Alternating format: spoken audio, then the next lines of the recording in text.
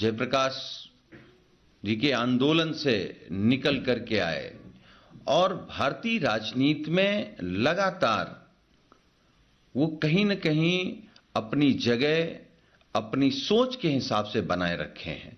तो एक बड़ा नुकसान भारतीय राजनीति में हुआ है उनके न रहने से। और जहां तक सवाल बिहार चुनाव का है, तो रामविलास पासवान जी की जगह कोई भर नहीं सकता। जो उनकी सोच थी, जो गरीबों के प्रति, कमजोरों के प्रति, पिछड़े और दलितों के प्रति हमदर्दी थी, वो पूर्ति कोई कर नहीं सकता है। रामविलास जी केवल बिहार के नेता नहीं थे, वो देश में वंचितों की आवाज तो थे ही, लेकिन सर्व समाज की आवाज थी। जब सदन के अंदर सवर्णों के आरक्षण का आया तो भी उनका वही पॉजिटिव रुख रहा। अगर मंडल कमीशन की बात हुई उस समय भी वही रहा। और इतने मिलनसार अजय थे, उनका कोई दुश्मन नहीं है। भले मतभेद हो लेकिन कोई दुश्मन नहीं। रामविलास जी का न रहना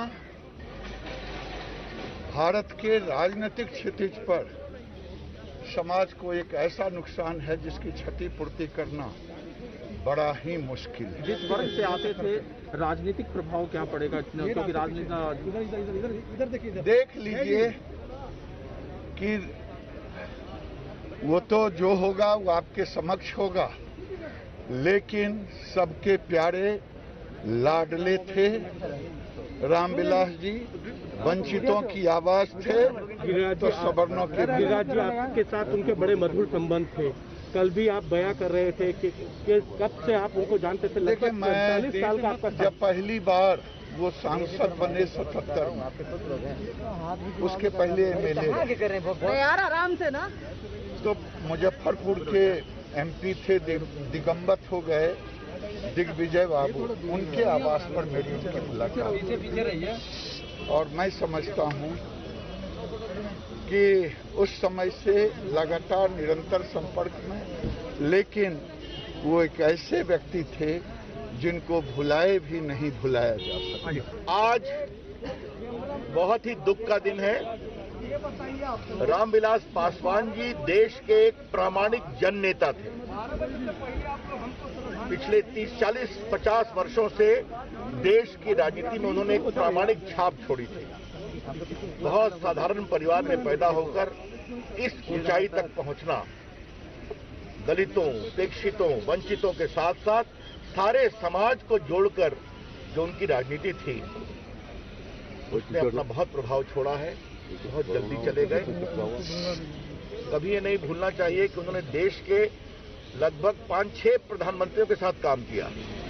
लंबे समय तक 9 बार लोकसभा में, 2 बार राज्यसभा में रहे। और उनका जो गवर्नेंस का रिकॉर्ड था केंद्रीय मंत्री के रूप में, अभी जो पूरा ये आप देखें, जो कोरोना काल में अनाज की सप्लाई हुई, उनकी बड़ी भूमिका थी। मेरा सौभाग्य था कि जब मैं अटल जी की सरकार में पहली बार मंत्री बना तो उन्हीं के साथ मैं कोयला राज्य मंत्री था, कोयला खान राज्य मंत्री। मुझे बहुत कुछ सीखा। वो मेरे प्रदेश बिहार के थे। मेरी बहुत पीड़ा है। दबे कुचले पिछड़ों की आवाज एक तरह से दब गई। इतना लंबा राजनीतिक जीवन खुद में खुद ऊंचाइयों को छुआ। हम लोग जब मिलते थे तो बहुत प्यार से मिलते थे। ऐसा लगता था जैसे कोई परिवार का व्यक्ति, और मेरे को तो बेटी करके बोलते थे। ऐसा लग रहा है कि हमने बहुत कुछ खो दिया। और मेरे पास शब्द नहीं है कि जिन शब्दों से मैं कह सकूं। ये बस इतना ही, ईश्वर इस दुख की घड़ी में उनके परिवार को साहस दे और बेटे को उसी ऊंचाई पर ले जाए जिस ऊंचाई पर उनके पिताजी ने काम किया। और जिन मुद्दों को लेकर के, गरीबों, दबी कुचलों को लेकर के वो बढ़े थे, उनसे हमें बहुत कुछ प्रेरणा मिलती है काम करने की। कितना बड़ा लॉस देखते हैं एक देश के लिए बहुत बड़ा लॉस है, और हमारी सरकार के लिए भी। इस कोरोना के कार्यकाल में भी, जबकि वो बीमार चल रहे थे, उस स्थिति में भी गरीबों तक भोजन पहुँचे, अन्न पहुँचे, उसकी लगातार वो चिंता करते रहे। अंतिम सांस तक उन्होंने देश की सेवा करते हुए अपने प्राणों को ईश्वर के चरणों में समर्पित किया है। मैं स्तब्ध हूँ, मेरे पास शब्द नहीं है जिन शब्दों से मैं रामविलास जी की यात्रा को मैं वर्णन कर सकूं। एक गरीब की झोपड़ी से निकल के इतनी ऊंचाई तक पहुंचना, राष्ट्रीय स्तर की राजनीति में बहुत कुछ खोया है। दीदी, जिस वर्ग का वो प्रतिनिधित्व करते थे, उनके जाने के बाद भारतीय राजनीति पर क्या प्रभाव पड़ेगा? क्योंकि एक जो पिछड़ा वर्ग था, जो दलित वर्ग था, उसका देखिए, माननीय रामविलास पासवान एक समाज के नहीं थे, पूरे समाज के व्यक्ति थे, और किसी समाज का व्यक्ति हो, दबा कुचला हो, उसकी आवाज बनते थे पार्लियामेंट में। उनकी भरपाई तो नहीं की जा सकती। लोक जनशक्ति पार्टी के संस्थापक रामविलास पासवान जी हम लोगों के बीच में नहीं रहे। एक दुखद घटना है। मैं बहुत नज़दीक से आदरणीय रामविलास पासवान जी को जानता था, मिलता था। वो बड़ा स्नेह उनसे प्राप्त होता था। वो हमेशा जब भी कोई मुद्दा होता था जिससे दलितों के अधिकारों का हनन होने की आशंका हो, तो उनको एक आम राय बनाने के लिए अपने यहाँ बैठक बुलाते थे और उसके लिए आवाज़ उठाते थे। और आज से नहीं, अनेक बार पहले भी जब एक दलित राष्ट्रपति क्यों नहीं हो सकता, उसके लिए भी सभी सांसद इकट्ठे होकर उनके नेतृत्व में आवाज़ उठाई। तो बहुत हद तक रामविलास पासवान जी उसके लिए जिम्मेवार कहा जा सकता है। जब के.आर. नारायण साहब को राष्ट्रपति का शपथ दिलाई गई, वो हम लोगों के बीच में नहीं है। जो रोल उनके पास था, जो काम वो करते थे समाज के लिए, वो मुझे नहीं लगता कि कोई दूसरा उनकी जगह ले पाएगा। बहुत दुखद घटना है, समाज के लिए दुखद घटना है, और परिवार के लिए, चिराग पासवान के लिए तो वास्तव में है ही। उनको भी हम पूरे परिवार को, उनके जो फॉलोअर्स हैं, उनको संवेदना व्यक्त करते हैं और श्रद्धांजलि अर्पित करते हैं। Demise of Sri Ramvilas Paswan saddens me because despite the political alliances, different political alliances in which he took part, he always remained firm in raising the concerns of Dalits, marginalized and poor people of this country.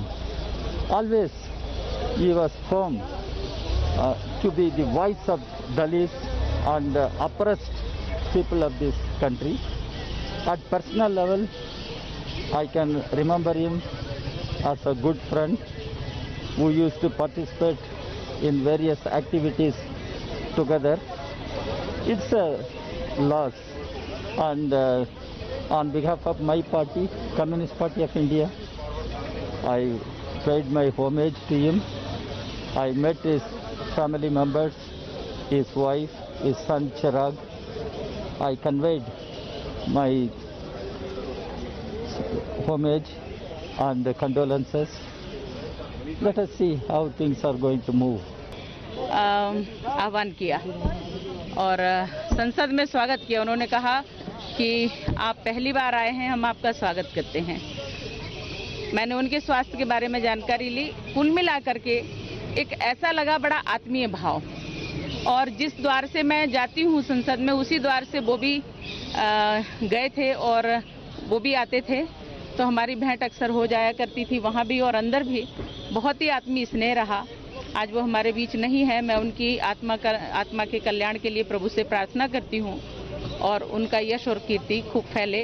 Bharatiya Janata party NDA के वो एक साथी हैं, इसलिए राष्ट्र कार्य में एक बाधा आई है, छवि एक हानि हुई है। मैं कहती हूँ कि उनकी ये रिक्तता कभी भी पूरी तो नहीं होगी, परंतु ईश्वर उन्हें सद्गति दे। रामविलास पासवान जी को आज उनके निवास पर मैं श्रद्धांजलि देने के लिए आया था। चिराग पासवान जी से भी हमने शोक प्रकट किया। रामविलास पासवान जी और हम दोनों अटल जी के मंत्रिमंडल में भी थे और मोदी जी के मंत्रिमंडल में थे, तो इसलिए मैंने उनको नजदीक से काम करते हुए देखा है। अगर देश भर के अंदर अगर हम ये कहें कि कोई दलितों के लिए और पिछड़े वर्ग के लिए किसी ने अगर संघर्ष किया है तो वो रामविलास पासवान जी हैं। रामविलास पासवान जी कुशल राजनीतिज्ञ थे और उनका प्रशासनिक भी अनुभव अच्छा था, मंत्री के रूप में भी, और उन्होंने कभी हार नहीं मानी जाके। सबसे बड़ी उनकी थी वो जन साधारण से जुड़े हुए थे जाते थे, कोई भी आम आदमी भी उनको मिल सकता था। सर, एक पासवान जी का जो छवि है वो दलित और पिछड़े वर्ग की राजनीति को लेकर कितना बड़ा झटका कह सकते हैं या कैसी कमी ये रहेगी उनकी? देखिए, दलितों और पिछड़े वर्ग के लिए उन्होंने उनके मुंह में जबान दी, उनके अधिकारों के लिए संघर्ष किया और हमेशा लड़ते रहे।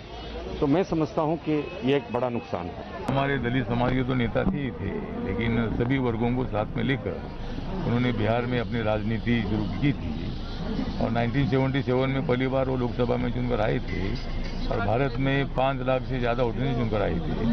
व्यक्तिगत लेवल पर मेरी उनके साथ बहुत बड़ी मित्रता थी। जब मैं महाराष्ट्र में समाज कल्याण डिपार्टमेंट का मंत्री था तो वो केंद्र में मतलब समाज कल्याण के मंत्री थे और उन्होंने बहुत अच्छे निर्णय लिए थे। तो एक दलित नेता, अम्बेडकराइट नेता और सबको मतलब साथ में ले जाने वाला नेता, बहुत अपना मन से साफ नेता और एक मेरा नज़दीक का मित्र बहुत जल्दी से चला गया है। मैं रिपब्लिकन पार्टी इंडिया की ओर से सामाजिक न्याय और अधिकारिता मंत्रालय के राज्य मंत्री के नाते मैं उनको आदरांजलि अर्पित करता हूँ और उनका अधूरा सपना पूरा करने के लिए चिराग पासवान और हम सब लोग मिलकर आगे बढ़ेंगे और उनका सपना पूरा करेंगे। घटना काफ़ी दुखद है, हृदय विदारक है। एक सदी का अंत हुआ है। दलित पिछड़ों और सामाजिक आंदोलनों के नेता थे आदरणीय रामविलास पासवान जी। चूंकि बिहार से मेरा रिश्ता नाता है और हमारे विधानसभा के बगल से बिहार की सीमाएं शुरू होती हैं, आज बिहार ने एक जननायक को खोया है। हम सब लोग काफ़ी दुखी हैं। दुख की घड़ी में कांग्रेस पार्टी उनके परिजनों के साथ खड़ी है। रामविलास पासवान जी देश के एक बड़े नेता थे।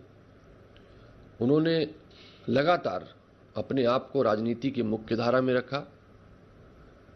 अब मुझे लगता है उनके निधन को चुनाव से जोड़ना, चुनाव में हार जीत से जोड़ना या चुनाव परिणाम से जोड़ना इस दुख की घड़ी में उचित नहीं होगा। निश्चित रूप से उनके वारिश है राजनीति में, उनकी पार्टी है। पार्टी और उनके प्रतिनिधि जो मुकाम पे ले जाना चाहेंगे पार्टी को, निश्चित रूप से उस मुकाम पर जाएगी। लेकिन आज के दौर में पूरा देश दुखी है और रामविलास पासवान जी को सच्ची श्रद्धांजलि अर्पित करना चाहता है। हमारे बड़े प्रिय नेता, वरिष्ठ नेता और बहुत स्नेह करते थे अपने जूनियर्स के साथ, हमारे साथ भी। जम्मू कश्मीर पूर्वोत्तर जो मेरी जिम्मेवारी में है उसके साथ उनको विशेष लगाव भी रहा। अभी 2 ही वर्ष पूर्व उनको विस्तृत एक प्रवास पर हम ले गए थे जम्मू कश्मीर के।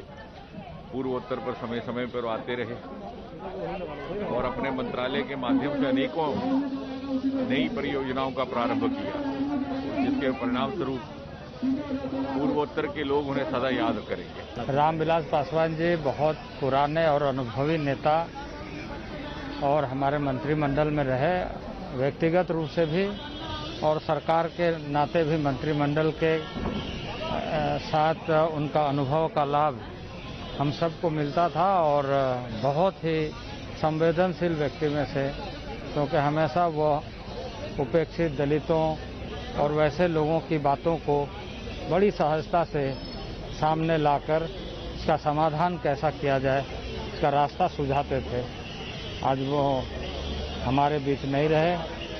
मैं उनके प्रति श्रद्धा सुमन अर्पित करता हूं और शोक संतप्त परिवार के प्रति संवेदना व्यक्त करता हूं। सर, एक दलित चेहरा थे, बहुत बड़े दलित चेहरा थे, क्या लगता है कि उनके जाने से एक पिछड़े वर्ग और उनके बीच एक बहुत बड़ा झटका होगा? ये स्वाभाविक रूप से कोई भी जब चला जाता है तो उनकी कमी तो हमेशा महसूस होती है और निश्चित रूप से उनके चले जाने से हम सब लोगों को कमी महसूस हो रही है, लेकिन प्रकृति का जो शाश्वत नियम है उसके साथ चलना तो स्वाभाविक है।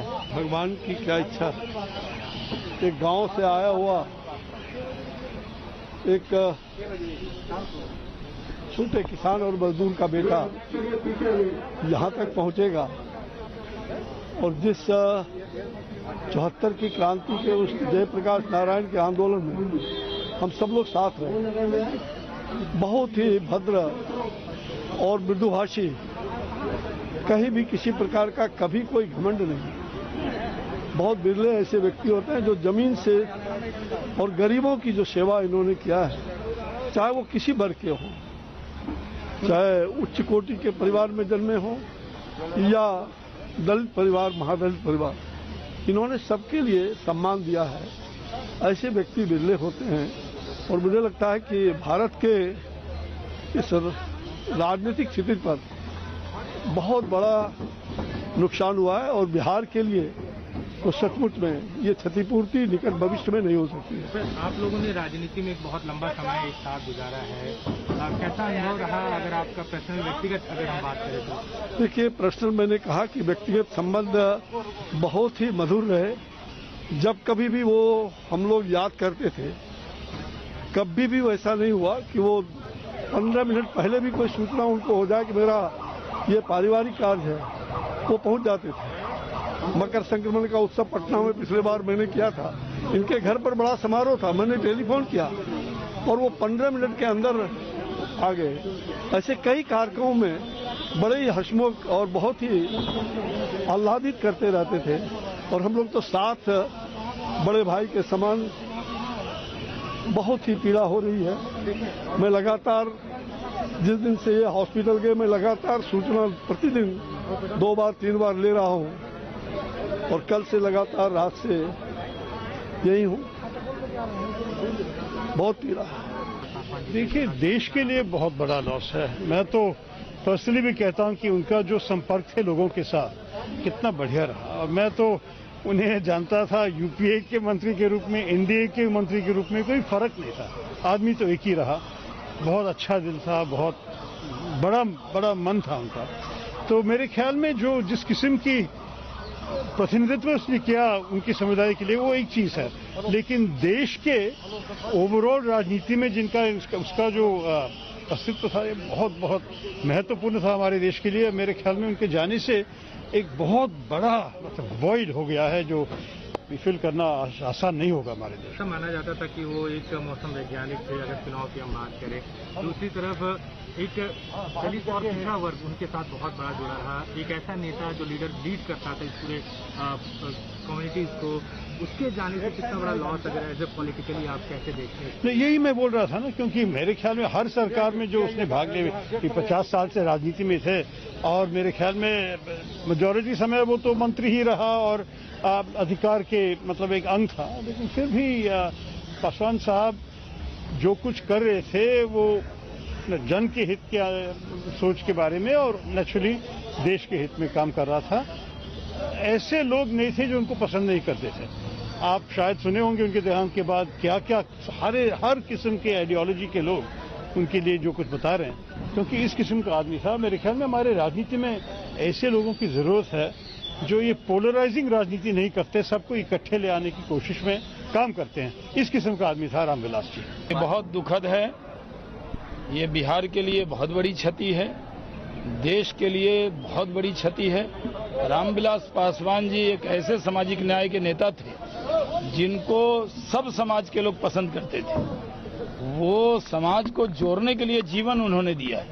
मेरे उनके बहुत जाति संबंध थे, बहुत मुझसे प्यार था। इससे पहले 2 महीने पहले ही मैं कोरोना काल में उनसे मिला था, तो करीब 2.5 घंटे तक मुझे उन्होंने बातचीत किया और तब मुझे ये नहीं लगा था कि वो मेरी उनकी आखिरी मुलाकात है। उनका जाना हमारे लिए बहुत व्यक्तिगत क्षति भी है। और मैं मानता हूं कि रामविलास पासवान जी ने नरेंद्र मोदी जी की सरकार में, फिर अटल बिहारी वाजपेयी जी की सरकार में, मैं भी उनके साथ मंत्री था तो बहुत अच्छा काम करते थे। नरेंद्र मोदी जी की सरकार में उन्होंने जिस तरह फूड सिक्योरिटी के लिए काम किया, जिस तरह कोरोना काल में भी गरीबों को अनाज पहुंचाने का जो जिम्मा लिया, एक सफल मंत्री वो मोदी सरकार के थे। श्रद्धेय रामविलास पासवान जी का जाना इस देश की एक अपूर्णीय क्षति है और जिस तरीके से उन्होंने अपना पूरा जीवन इस देश के कमजोर, शोषित, वंचित समाज के अधिकारों के लिए, उनके सम्मान के लिए समर्पित किया, निश्चित रूप से ये बहुत दुखद है।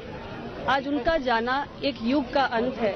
मैं अपनी पार्टी, अपना दल की ओर से उनको विनम्र श्रद्धांजलि अर्पित करती हूं और ईश्वर से प्रार्थना करती हूं कि उनके परिवार को, उनके शोक संतप्त परिजनों को इस दुख को सहन करने की शक्ति प्रदान करें।